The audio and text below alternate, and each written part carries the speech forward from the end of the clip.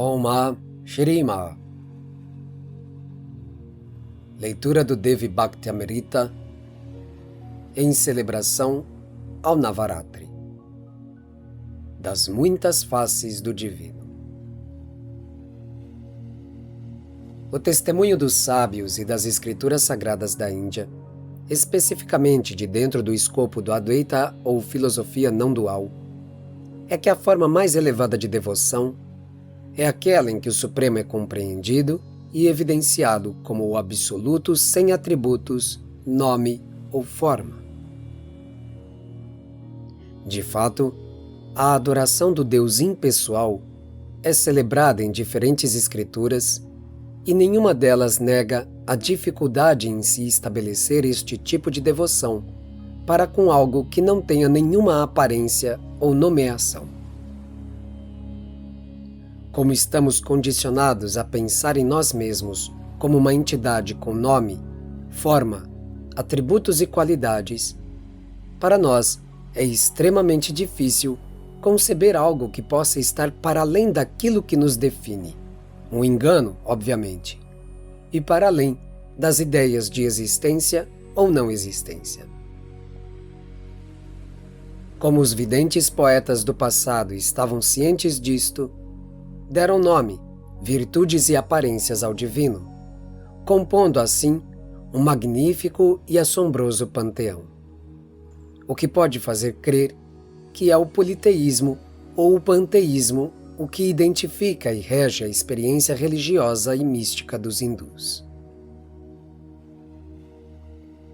Em verdade, os muitos nomes e formas das divindades referem-se a apenas um único Espírito Supremo ou realidade transcendental.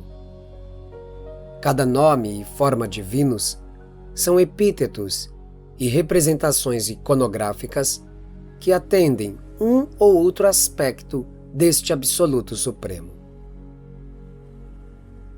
Deus não pode ser enclausurado num nome ou numa forma, e está para além daquilo que podemos compreender através de ferramenta tão precária como o é a mente.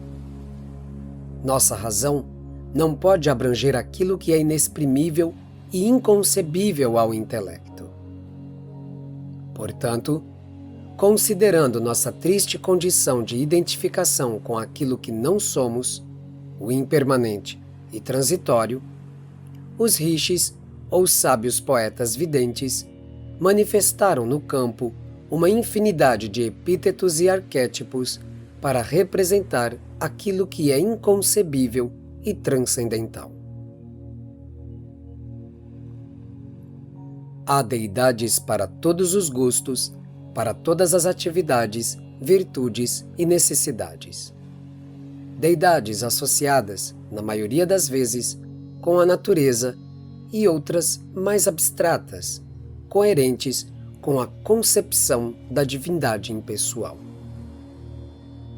O termo usado para divino é Deva ou Devata.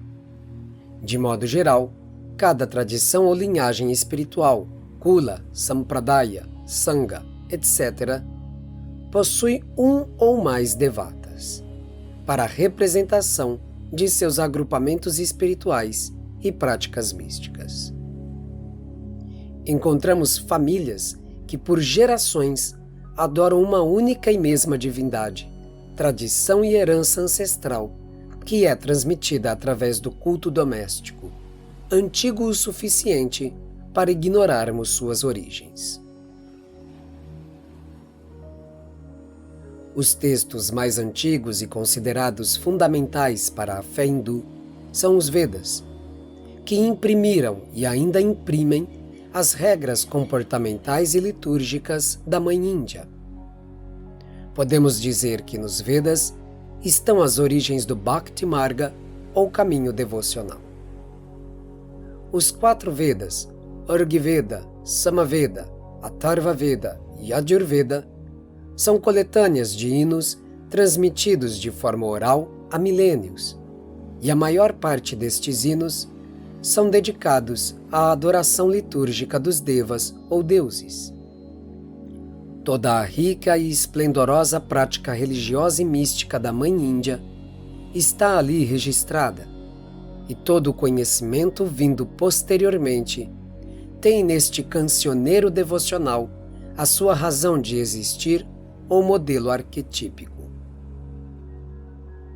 Os primeiros devatas, como dito, estavam associados com as forças e elementos da natureza, tal como Agni Deva, o deus do fogo, Yama, o deus da morte, Vayu, o senhor dos ventos, Saraswati, a deusa das águas e mãe da sabedoria e de toda forma de arte, e assim por diante. A adoração prestada a cada um dos deuses produziriam diferentes resultados benévolos aos sacerdotes e ao povo, como, por exemplo, uma chuva benfazeja num período de estiagem, a derrota de um inimigo no período de guerras ou um casamento próspero, fértil e feliz. Esta não é a essência e a meta mais elevada para a devoção. Contudo, pode-se dizer que é praticamente a porta de entrada para o verdadeiro caminho do amor devocional. São as intempéries, medos, anseios, dúvidas e dores da vida material o que pode levar uma alma a buscar o auxílio das divindades ou de Deus. A busca pelo conforto, prazer e opulências preenche as páginas dos épicos e da história humana, antiga e moderna. Assim como a procura pelo auxílio dos deuses para garantias desta ordem praticamente surge junto com a humanidade. Ademais, buscamos o consolo para nossas aflições e tristezas, especialmente aquelas ligadas ao inexorável desta vida, como a velhice, a doença e a morte. Nos conforta a ideia de um lugar, um mundo celestial, em que não seremos tocados por estes três emissários da dor. Os deuses, quase sempre, são fortes, belos e eternos. Gostamos de pensar que nossos ancestrais e entes queridos que já se foram encontram-se na companhia dos deuses e que aqueles a quem não apreciamos ou foram nossos inimigos estão sofrendo nas entranhas de mundos demoníacos e infernais. Ninguém gosta de imaginar especulativamente que um antepassado muito amado encontra-se agora numa dimensão de dor, angústia inenarrável e sofrimento severo. Por isto, também abunda na história humana as práticas necromantes, de contato com os mortos e até de pacificação e redenção para eles.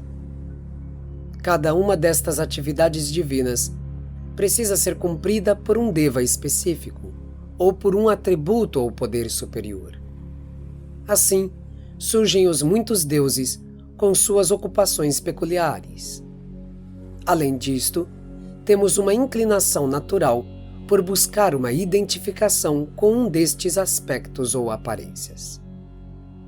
De maneira praticamente universal, vimos deuses surgindo como que dando a representação divina de algo profundamente humano, nossos afetos e relacionamentos.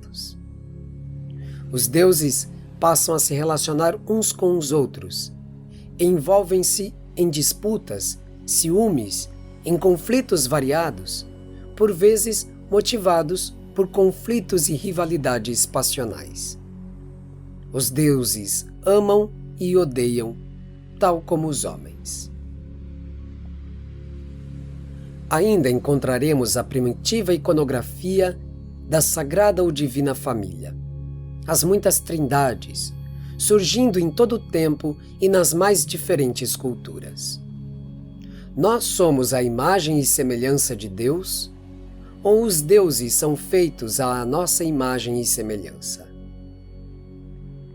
Declaramos uma vez mais que o verdadeiro caminho devocional está para além destas aventuras e desventuras dos deuses e dos homens.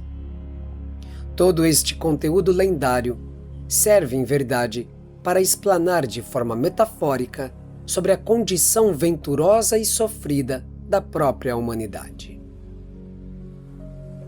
Cada lenda guarda em si um aspecto humano, limitado, mesquinho ou nobre, revestido com um mito. No entanto, isto não significa que uma divindade, com nome e forma, não tenha qualquer valia além da metáfora ou parábola.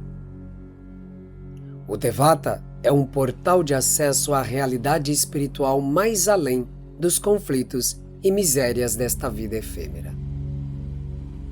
O Devata não é apenas uma forma de representação num faz de conta com alguma máxima moral.